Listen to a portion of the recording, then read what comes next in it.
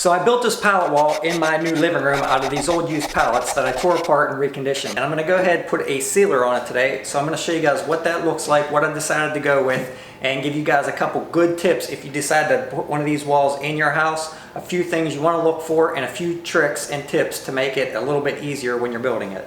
So what I decided to go with was a Watco or Waco Danish Oil, and it's a all-natural finish. They do make a dark walnut one and also a golden oak that you can purchase. Now I decided to get these from Home Depot. You get about 2 of them for 65 bucks, which is 2 gallon for $65, or you can go ahead and buy the 1 pint cans, which are about, I'd say about $8 a piece. So if you need at least 8 of these, you might as well buy the 2 gallon for $65.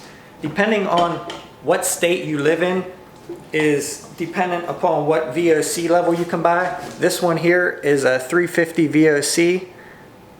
You can see there, and that's just basically how toxic it is, and the lower the number, the better it is for your health.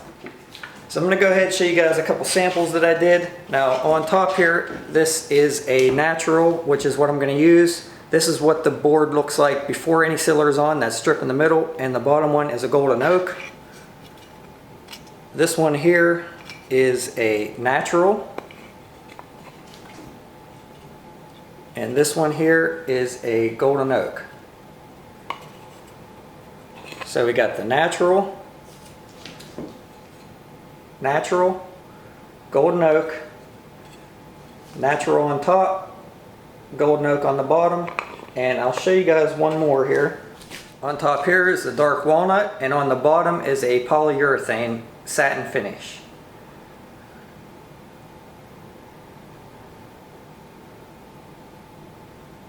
So this is the one I decided to go with.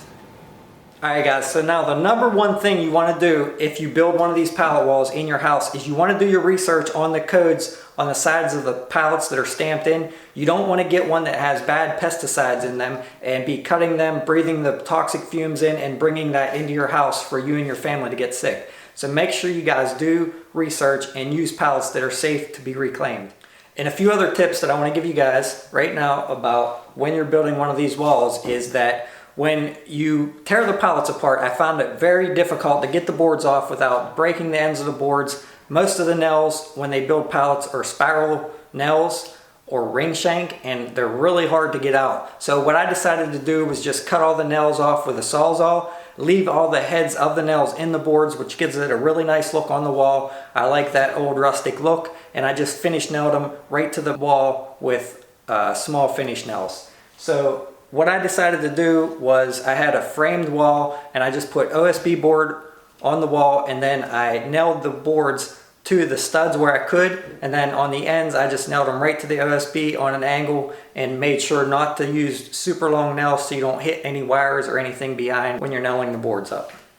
And then another thing that I noticed is that when I started this wall, I did approximately the first 6 or 7 rows with just taking the boards off and just started stacking them. I tried to separate them width-wise to get the ones that are closest to width. Basically, I kept the ones off of each pallet together, and they were close to the same width. I used them all in the same row, that way my height didn't get off.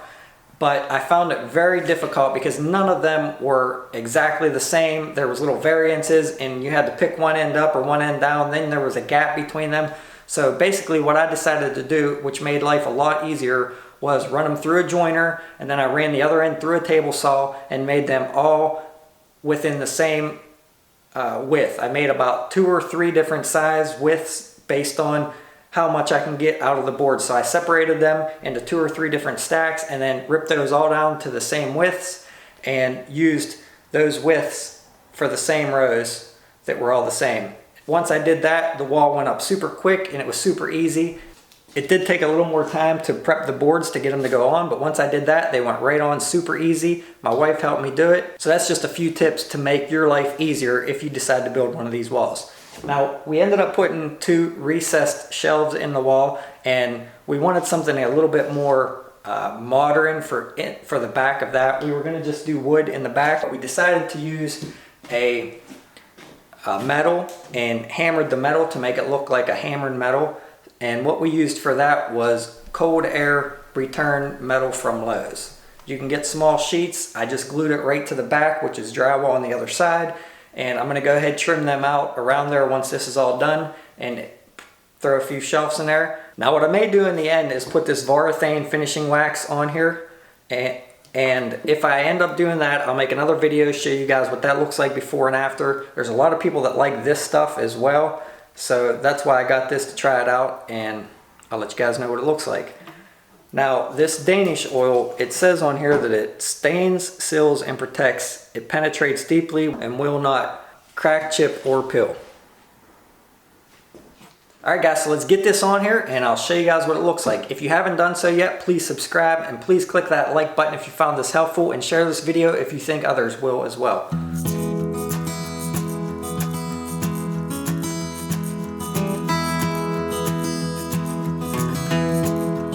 Alright guys, so basically I'm just using an old sock to wipe it on. Just dumped it into this little container here and just spread it on with a sock. You want to make sure you wear a rubber glove or something when you're doing this. It says you can brush or wipe it on, and basically what you want to do is you just want to put on a nice good saturating coat. You don't want to make it too thick to where it puddles.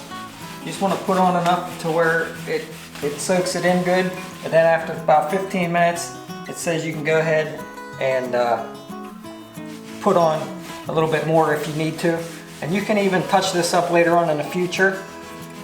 It says you could sand it down a little bit and then add more if you need to, if you want to get a little bit more protection on it. So yeah guys, it goes on really easy. I mean, it's super easy.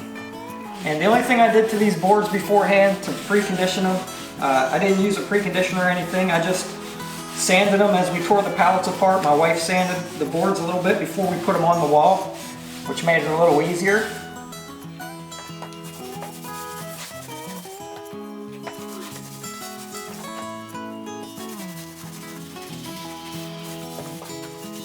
Guys, please don't forget to subscribe to see some of my future videos, and please share this one if you think anyone can find this information helpful. If you have any questions, go ahead and comment below, and I try to answer any questions that I can.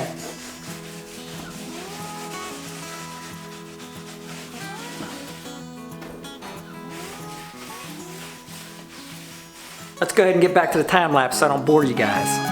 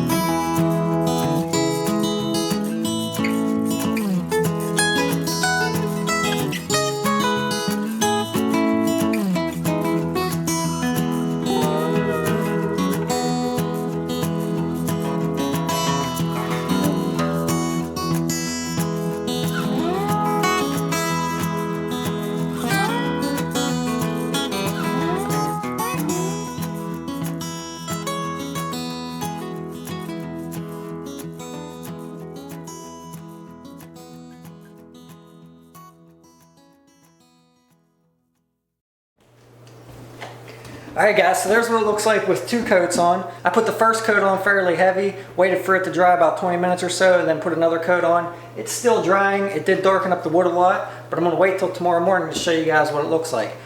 Don't forget to hit that thumbs up if you like this video, and please comment below if you plan on doing one of these walls and what kind of sealer you're using. Now I still have to trim out these recessed windows I made, and another reason I put this metal backing plate on here is because I wanted a little bit deeper shelves, and that only takes up maybe not even a 1/16 of an inch, versus if I would have put the wood in there, which would have took up at least a 1/2 inch or so.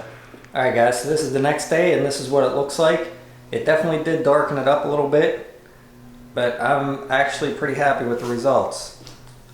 I like the way some of the boards, it really made the colors pop on some of the boards, like the red one here. couple of those, and all the darker spots made it look a little darker. I still got to put the last strip in up there, which I have on the floor here. I just figured it'd be easier to put the sealer on it and then just nail them up after. And I still have to trim out around these windows and everything. But now I did try a little bit of the paste wax over here. I decided not to use it because, here, let me show you here.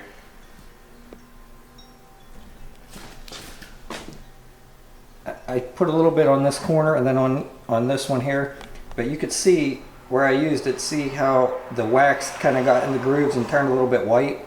So I don't really want that to happen on the whole wall, so I decided not to use it.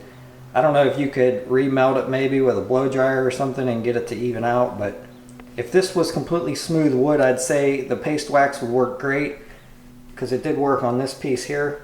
But if you have any grooves or anything in the wood like this, then that wax is going to get in there and probably turn white like it did there. So I'm not going to use that. I'm pretty happy with it the way it is, so I'm just going to leave it like this. So let me know what you guys think in the comments below. And please don't forget to subscribe and share this video if you think it could be helpful for someone else. Thanks for watching, guys. See you on the next one.